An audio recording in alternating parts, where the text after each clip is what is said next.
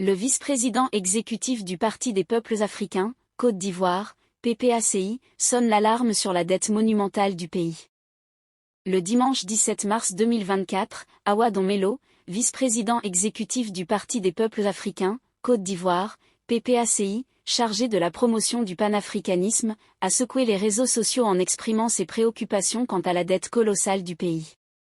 Dans une publication percutante sur son compte Instagram, Awa Don-Melo a remis en question l'utilisation des 25 000 milliards de francs CFA issus du surendettement, soulignant que seulement 3 000 milliards ont été investis dans des infrastructures, selon les déclarations du ministre des Infrastructures lui-même. On a 25 000 milliards de dettes et 3 000 milliards investis dans les infrastructures, le reste est où ? A interrogé l'ancien ministre de Laurent Gbagbo, dont il a été fidèle pendant longtemps. Cette déclaration retentissante fait écho à ses propos tenus lors de la rentrée politique de la représentation PPACI France, dont il était le parrain, le samedi 24 février 2024 à Paris. *** Des dettes qui menacent l'avenir ***. Awa Don-Melo a soulevé des questions cruciales quant à l'impact de cette dette sur l'avenir du pays. Voilà un État qui endette sa population avec un montant de la dette qui atteint aujourd'hui à peu près 25 000 milliards de francs CFA dont on ne voit pas trop à quoi ils ont servi, a-t-il déclaré.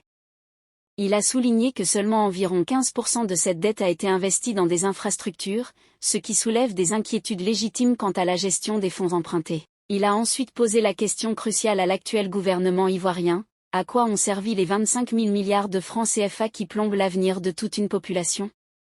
Cette interrogation met en lumière la nécessité d'une transparence accrue quant à l'utilisation des fonds empruntés et souligne les préoccupations quant à la viabilité de la dette actuelle.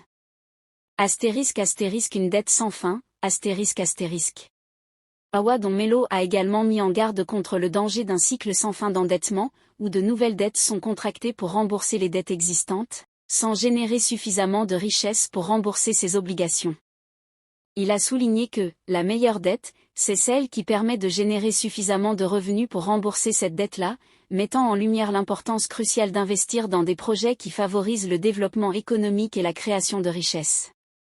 En conclusion, les préoccupations exprimées par Awa Don-Melo mettent en lumière la nécessité d'une gestion prudente et transparente des finances publiques en Côte d'Ivoire, ainsi que l'importance cruciale d'investir dans des projets qui contribuent véritablement au développement économique et social du pays, plutôt que de perpétuer un cycle sans fin d'endettement.